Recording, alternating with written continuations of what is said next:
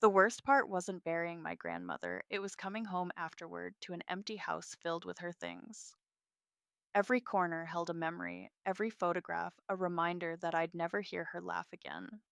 My name is Haley, and I never expected that losing her would lead to losing everything else, too. Sweetheart, you need to eat something, Dalton said, placing a plate of scrambled eggs in front of me. His hand lingered on my shoulder, gentle but insistent. Rose is coming over later to help organize some things. I pushed the eggs around with my fork. I can handle it myself. You've been saying that for weeks. He sighed, sharing a look with his mother, who practically lived at our house these days. But you're not sleeping, barely eating. We're worried about you. Rose swooped in, her designer perfume overwhelming as she hugged me. It's perfectly normal to struggle after such a loss, but isolation isn't healthy, dear. Perhaps we should consider getting you some professional help. I'm fine, I insisted, but my voice sounded weak even to my own ears. I just need time. Of course, Rose patted my hand. Why don't you lie down while Dalton and I handle some paperwork? There must be so many estate matters to sort through. I nodded numbly, too exhausted to argue. As I headed upstairs, I heard their hushed voices discussing me. It had been like this for weeks, concerned looks, whispered conversations, gentle suggestions that maybe I wasn't coping well. Later that afternoon, I found Rose in my grandmother's study, sorting through papers. Just organizing things to make it easier for you, dear. You shouldn't have to deal with all this right now. But something felt off. The filing cabinet drawers were open, and Rose quickly closed a folder when I entered. What are you doing with the financial documents? Oh, Dalton asked me to gather some information for the accountant. She smiled warmly. Don't worry your pretty head about it. Before I could respond, the doorbell rang. My sister Palmer stood there, her face tight with concern. We need to talk, she said quietly, privately. We walked to the garden away from the house. Palmer turned to me, her voice low and urgent. Why is Dalton closing out your joint investment account? What? I felt the blood drain from my face. That's impossible. He can't do that without my signature. Well, someone signed for it. Palmer pulled out her phone, showing me an email from her friend at the bank. And there's been unusual activity in several of your accounts over the past month. I haven't signed anything, I whispered, my hands starting to shake. I haven't even looked at the accounts since grandmother died, Palmer finished, which makes you vulnerable. Haley, I know you're grieving, but something isn't right here. Dalton's been making weird moves with your money, and Rose is suddenly involved in everything. I thought about Rose in the study, hiding documents, about all the times Dalton insisted on handling the paperwork because I was too fragile right now, about the way they'd been slowly taking control of everything, always under the guise of helping. Maybe they're just trying to help, I said weakly, but Palmer's eyes hardened. Or maybe they're taking advantage of your grief. Think about it. You just inherited a fortune. Suddenly you're not yourself and they're controlling all your finances? Before I could respond, Rose's voice carried across the garden. Haley? Darling, it's time for your medication. I hadn't even known I was on medication until last week when Dalton insisted the doctor had prescribed it. For anxiety, he'd said. To help you sleep. Palmer grabbed my arm. Don't take anything they give you, not until we figure out what's really going on. I watched Rose approach with a glass of water and two small pills, her smile never reaching her eyes. For the first time since my grandmother died, I felt something break through the fog of grief, fear. Coming? I called back, my voice steady despite the trembling in my hands. As I walked toward the house, Palmer's words echoed in my head. What if this wasn't help at all? What if it was something much darker? I took the pills from Rose, pretending to swallow them while tucking them under my tongue. Later, I would spit them into a tissue and hide them in a drawer, evidence of whatever game they were playing, because now I was certain this wasn't about helping me heal. This was about something else entirely, and I needed to find out what before it was too late. Palmer's warnings haunted me for days. I started paying closer attention to everything happening around me, keeping my phone recording whenever Dalton or Rose were nearby, but part of me still couldn't believe they would actually hurt me. You're being paranoid, I told Palmer over coffee. Dalton loves me. He's just worried. She leaned forward, her voice intense. Then why won't he let me see the bank statements? Why is Rose suddenly handling all your grandmother's estate paperwork? I don't know, I admitted. But No buts. Palmer cut me off. Let me help you look into this. Something's wrong, and you know it. Before I could respond, my phone buzzed. A text from Dalton. Where are you? Mom and I are worried. Come home. See? Palmer pointed at my phone. You're a grown woman. Why do you need to report your whereabouts? I made my way home, mind spinning. The house was quiet when I entered, but I heard voices from Dalton's study. I crept closer, phone already recording. She's getting worse, Mom. Dalton's voice drifted through the crack in the door. Palmer's filling her head with paranoid ideas. We need to move faster. I've already spoken to Nicole, Rose replied. She's a brilliant psychiatrist and she understands our concerns. One evaluation from her, and we can petition for temporary guardianship. My blood ran cold. What about the inheritance? Dalton asked. Once we have guardianship, we can protect her assets properly. She's clearly not in her right mind to manage such a large sum. The poor dear can barely remember to shower these days. I pressed my hand against my mouth to stifle a gasp. They were planning to have me committed? To take control of my grandmother's money? Nicole will be discreet. Dalton's voice was careful. Of course, she's an old friend. She knows exactly what to write in her evaluation. We just need to document more instances of Haley's unstable behavior. I backed away silently, heart pounding. In my bedroom, I pulled out my phone and texted Palmer. You were right. They're trying to have me declared incompetent. Her response was immediate. Don't confront them. Act normal. I'm calling my investigator friend. That evening, I played my part perfectly. I took the pills they gave me and later spit them out. I smiled vacantly when Rose suggested I should rest. I pretended not to notice when Dalton made another phone call about concerning behavior. But late that night, I couldn't sleep. I crept downstairs for water and found Dalton's laptop open on the kitchen counter. He never left it unlocked. Hands shaking, I clicked through his recent downloads. There it was, a new life insurance policy. On me, filed just this week, with Dalton as the sole beneficiary. The amount made me dizzy. Honey? Dalton's voice made me jump. He stood in the doorway, watching me. What are you doing up? Couldn't sleep, I managed to say, closing the laptop. Just getting water. He moved closer, wrapping his arms around me. The embrace that once felt like home now felt like a trap. You know I love you, right? Everything I do is to protect you. I forced myself to lean into his hug, fighting the urge to scream. I know. Good girl. He kissed my forehead. Now let's get you back to bed. You have an appointment with Mom's friend Nicole tomorrow. She's going to help you feel better. As he led me upstairs, my phone buzzed in my pocket. A text from Palmer. Don't sign anything. Jesse will be watching the house tomorrow. Play along but stay alert. I climbed into bed beside my husband, listening to his breathing even out as he fell asleep. The man I had loved and trusted for 5 years was planning to destroy me.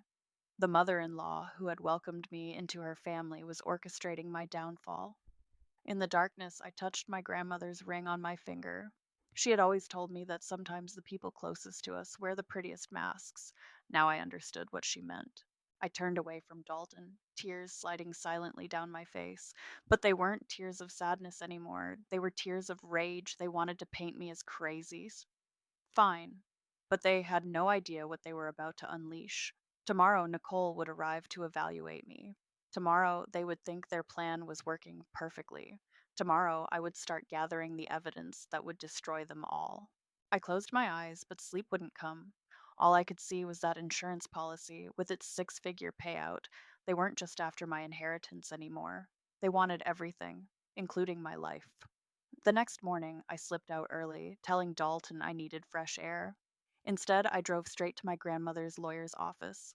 Xerxes was already waiting, his usually calm face tight with concern. Palmer called me, he said, ushering me inside. Tell me everything. I played the recordings from my phone. Dalton and Rose discussing guardianship, Nicole's planned evaluation, everything.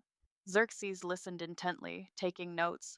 They can't touch the inheritance, he assured me. Your grandmother made sure of that. But if they succeed in having you declared incompetent, they could control how it's used, I finished. And with that insurance policy, this is about more than money. Xerxes leaned forward. They're building a paper trail. The medication, the concerning behavior, The planned evaluation. If anything happened to you, it would look like I did it to myself. My voice shook, while mentally unstable. A knock at the door made us both jump. It was Jesse, Palmer's investigator friend. He looked like an accountant, not a PI, which I supposed was the point. I've been watching them, he said, pulling out his tablet. Rose met Nicole for lunch yesterday. I got this. The video showed Rose passing Nicole an envelope. Money? Documents? Either way, it wasn't legal. Keep recording everything, Jesse advised. Act confused, vulnerable, let them think they're winning. I left with a plan and a small recording device Jesse provided, more reliable than a phone. I arrived home to find Rose waiting. Where were you? She demanded. Dalton was worried sick. Just walking, I mumbled, playing my part. I got lost. The streets looked different. Rose's face shifted to concerned sympathy so fast it was almost comical. Oh, darling, this is exactly why we're worried. Let me make you some tea. I followed her to the kitchen, the recording device safely hidden in my bra. I'm sorry for causing trouble. You're not trouble, dear. You're family. We just want to help you get better. My phone buzzed. A text from Dalton. Car won't start. Can you pick me up from work? I drove to his office, mind clear, despite my act of confusion. Halfway there, the brakes felt soft. Then softer. Then nothing. I managed to coast to a stop using the emergency brake, heart pounding. When Dalton arrived in Rose's car 15 minutes later, he was the picture of concern.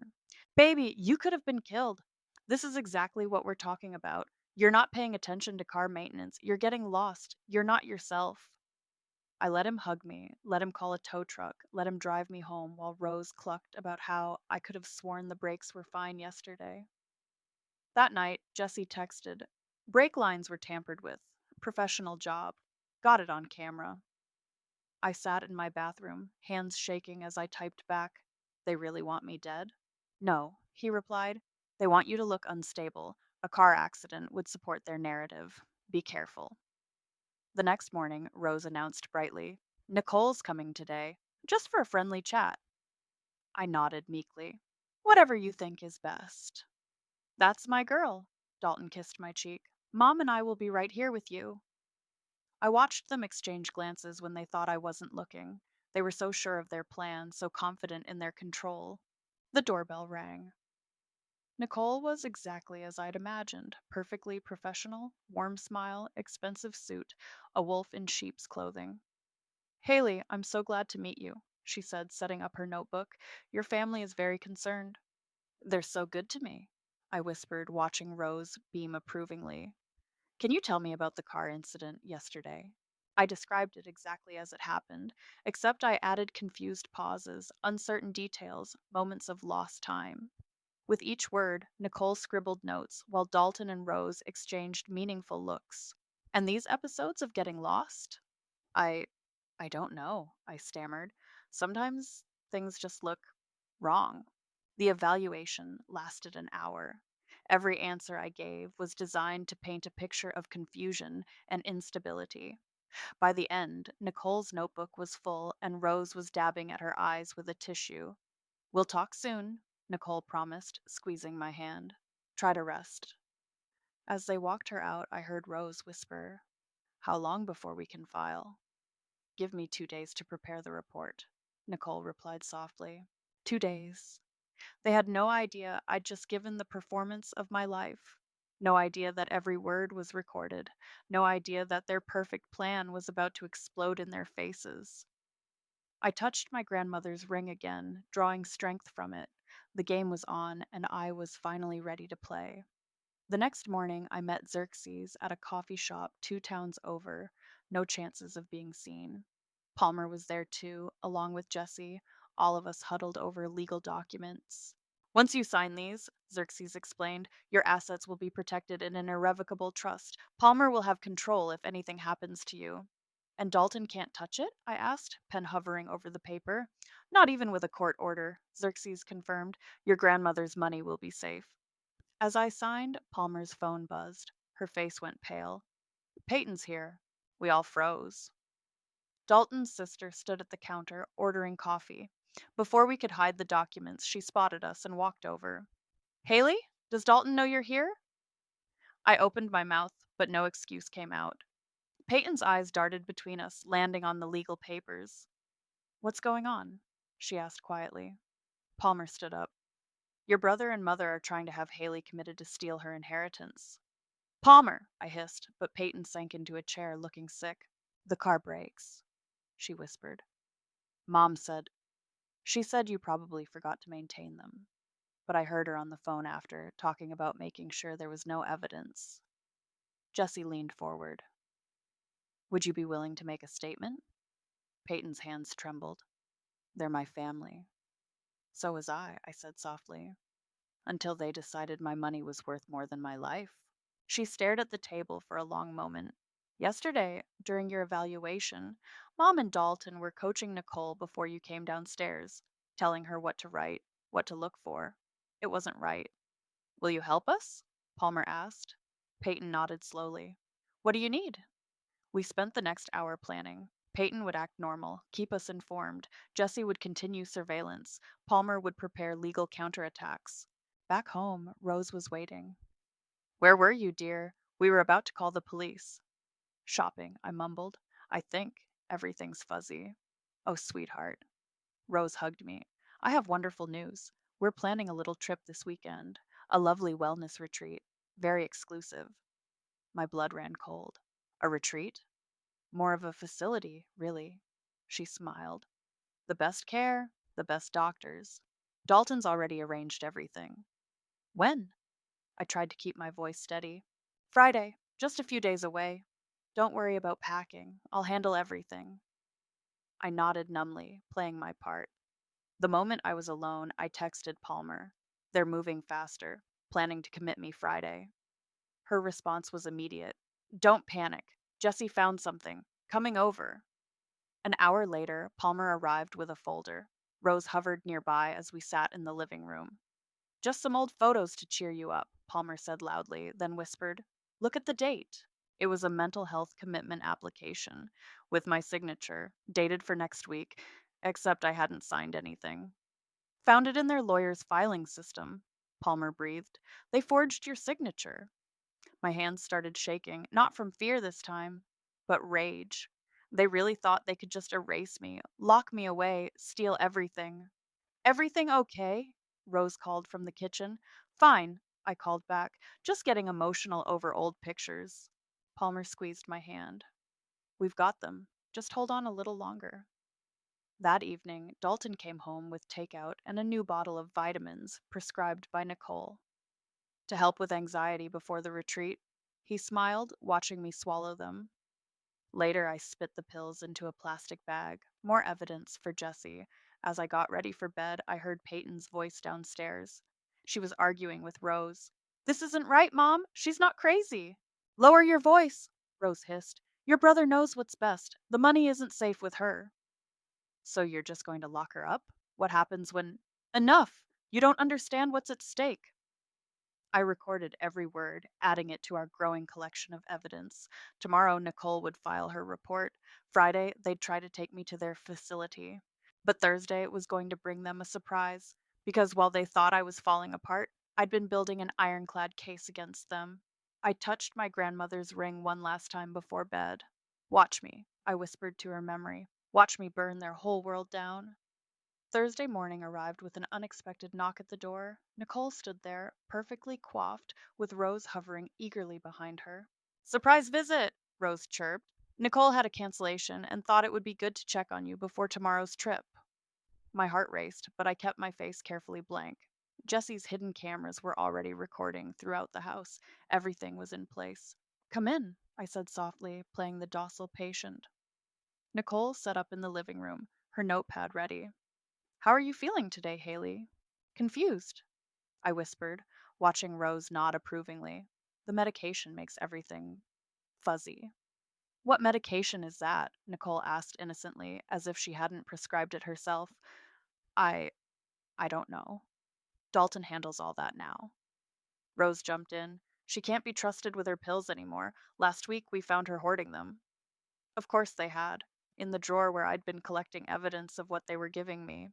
And the car incident, Nicole prompted. Have you had any other episodes like that? She got lost again yesterday, Rose interjected before I could speak. Wandered off for hours. If Peyton hadn't found her, I stayed quiet, letting them build their case.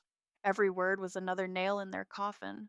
I see, Nicole scribbled in her notebook. And these paranoid thoughts about your family? Are they getting worse? Before I could answer, Peyton walked in. She froze, taking in the scene. What's going on? Just a follow up evaluation. Nicole smiled professionally. Would you like to contribute your observations about your sister in law's behavior?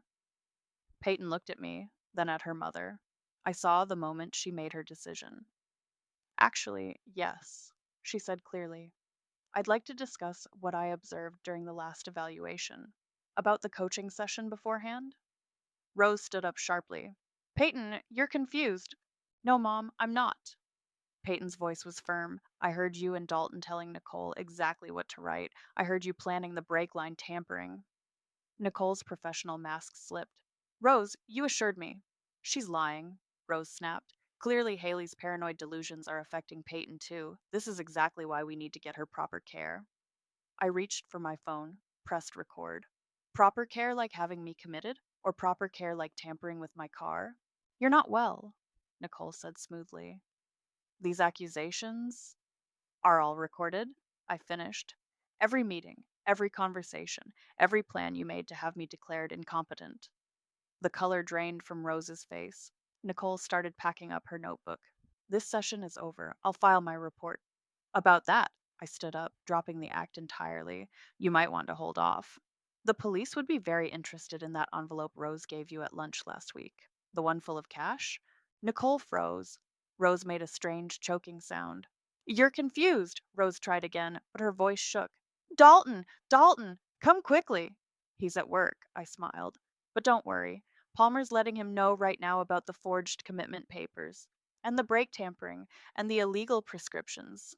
You can't prove anything, Nicole said coldly. I pulled out my phone and dialed 911, put it on speaker. What's your emergency? The dispatcher asked. My name is Haley. I'm at 1542 Maple Drive.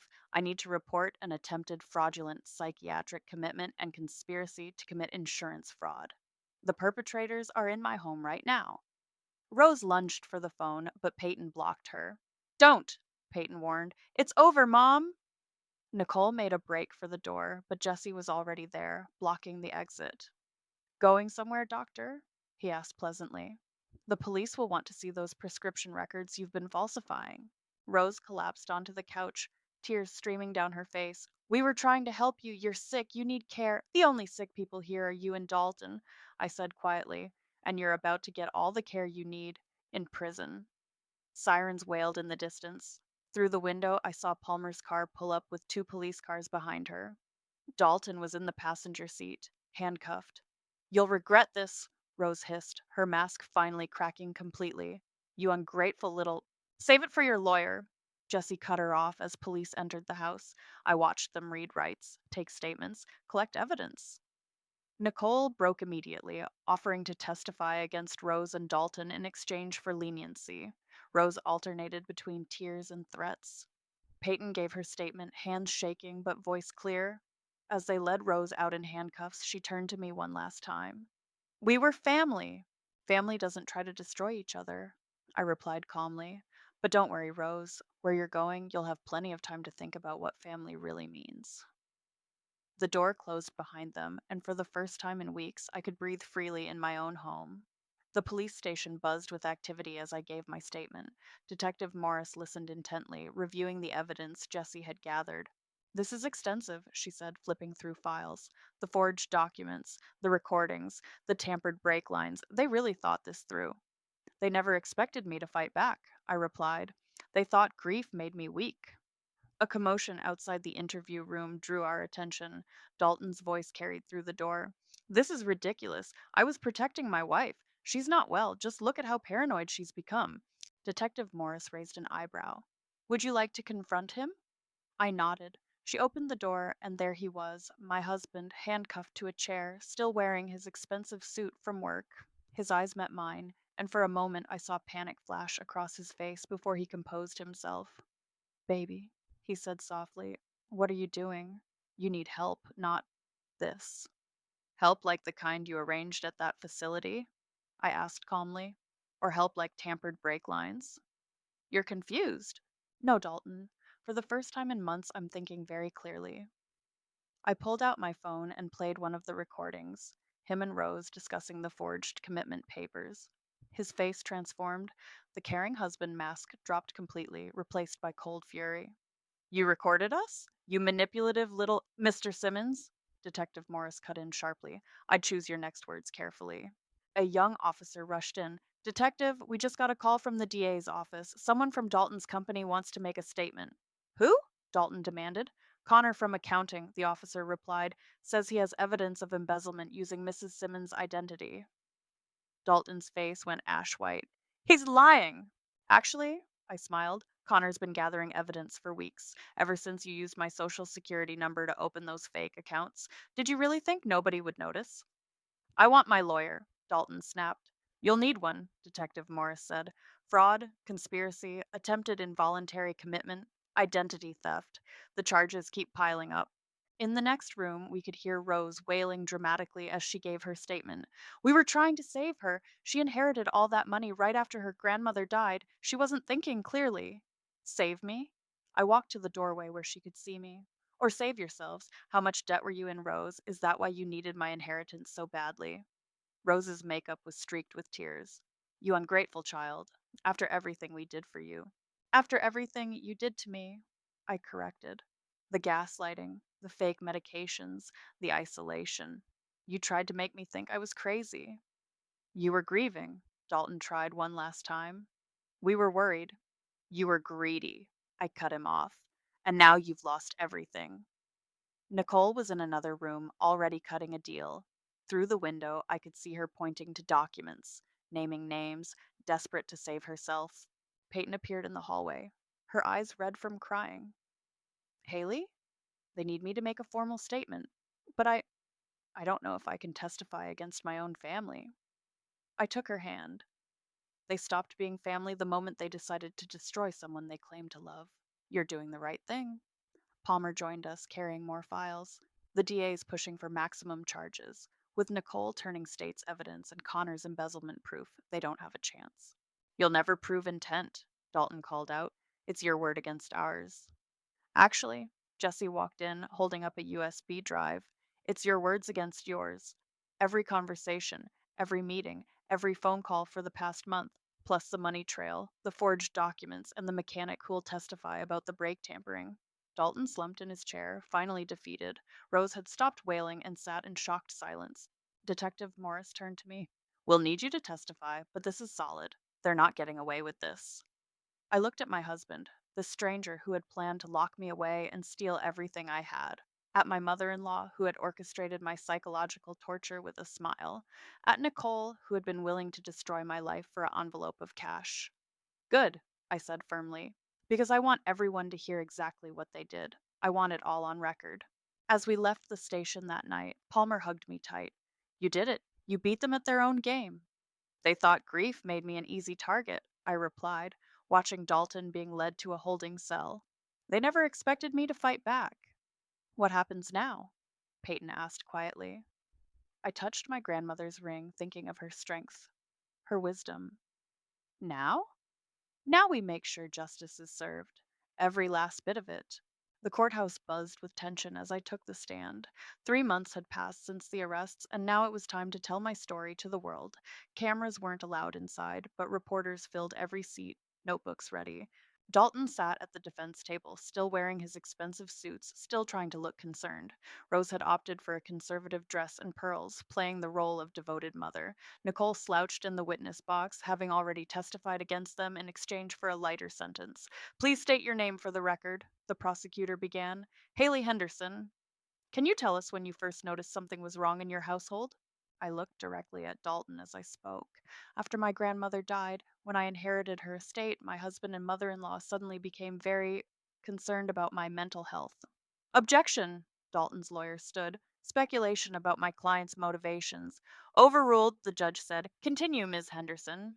I detailed everything: the isolation, the fake medications, The tampered brakes, the forged documents. With each word, Rose's face grew paler. Dalton's mask of concern slipped further. And what made you start recording their conversations? My sister Palmer noticed unusual activity in my accounts. When I confronted Dalton, he said I was being paranoid. That's when I realized they were gaslighting me. The prosecutor played one of the recordings, Rose and Dalton discussing the facility where they planned to commit me. That's taken out of context, Rose suddenly shrieked, jumping up. We were trying to help her. Mrs. Simmons, sit down or you'll be held in contempt, the judge warned. The evidence mounted. Connor testified about the embezzlement. The mechanic confirmed the brake tampering. Bank records showed the money trail. Nicole's files proved the fraudulent evaluation scheme. During a break, Palmer squeezed my hand. You're doing great. They're crumbling. She was right. When court resumed, Rose broke down on the stand. It wasn't supposed to go this far, she sobbed. We just needed to protect the money. She was spending it all on charities, giving it away. That fortune belonged in the family. The family? I stood up, unable to help myself. I was your family. Order! The judge banged his gavel. Rose's tears dried instantly, her face twisting with hate. You never deserved him, or that money. We had plans before you came along with your perfect little life and your rich grandmother. Mrs. Simmons, the judge thundered. One more outburst and you're in contempt. Dalton testified last, still trying to spin the story. Everything I did was out of love. My wife was spiraling after her grandmother died. We had to intervene by stealing her identity, the prosecutor interrupted. By planning to have her committed so you could access her inheritance? By taking out a life insurance policy without her knowledge? She wasn't capable of managing, Your Honor. The prosecutor cut in. I'd like to present evidence of Mr. Simmons's internet search history in the weeks before his arrest. Searches including undetectable poisons and making death look like suicide. The courtroom erupted. Peyton burst into tears. Rose went rigid. Dalton's face turned to stone. You were going to kill me? I whispered, the truth finally hitting me. That was your backup plan? Dalton looked at me then, really looked at me, and smiled, a cold, empty smile that showed me the monster he'd always been. You'll always be alone now, he hissed. Who could ever trust you again?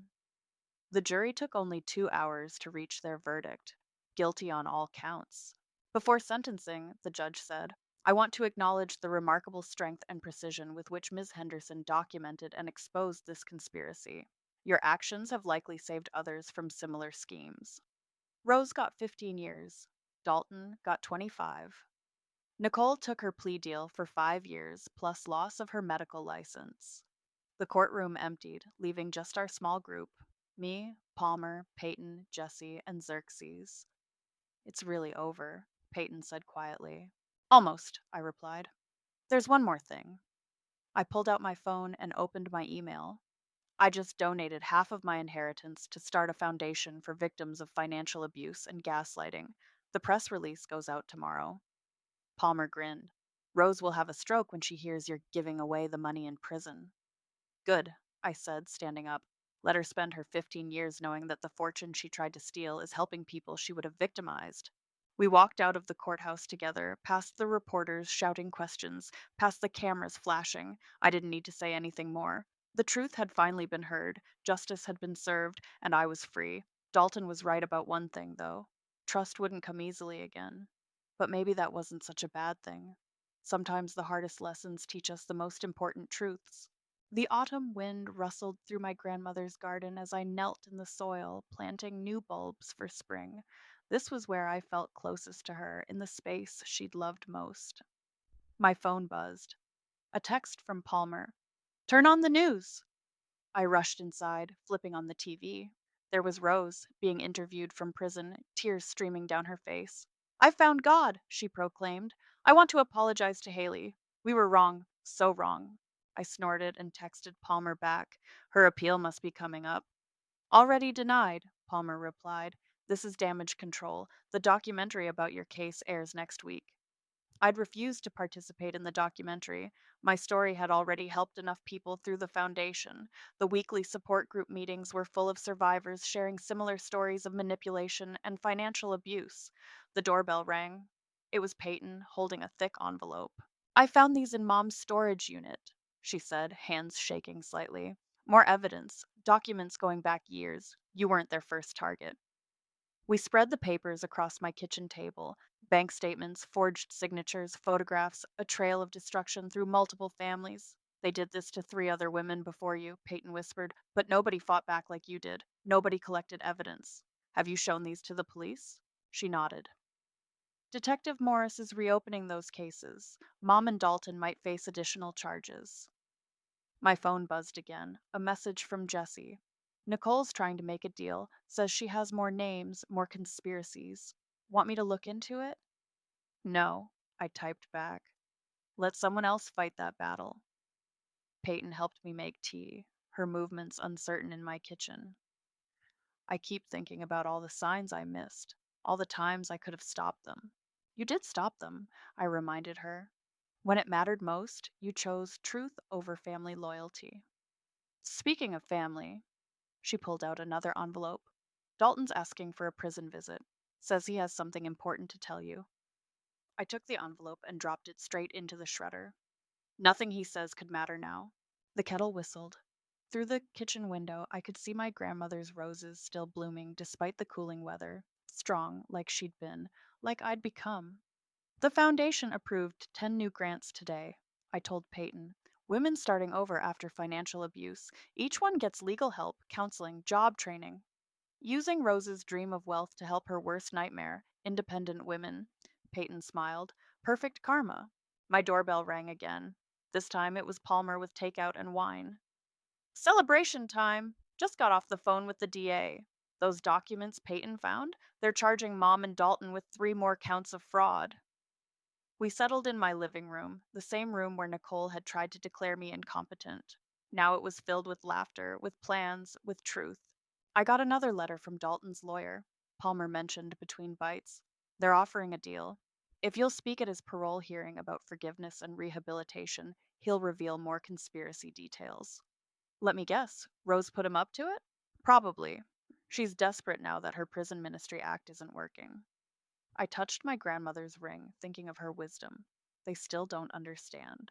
This was never about revenge, it was about justice, about truth. Truth. Peyton raised her glass. Something they never understood. My phone lit up with notifications. The Foundation's latest success story had gone viral. A woman in Seattle who'd escaped her financially abusive partner, inspired by my case.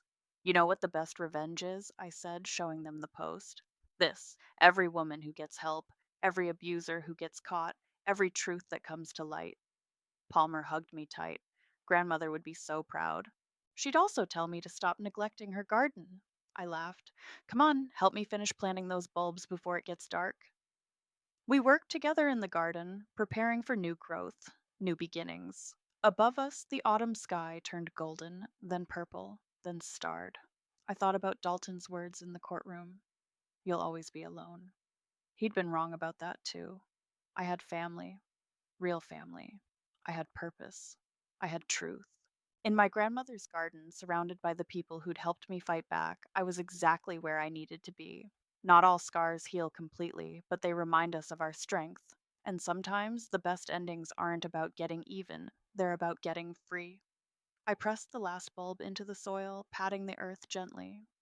Come spring, something beautiful would grow here, just like truth, just like justice, just like me.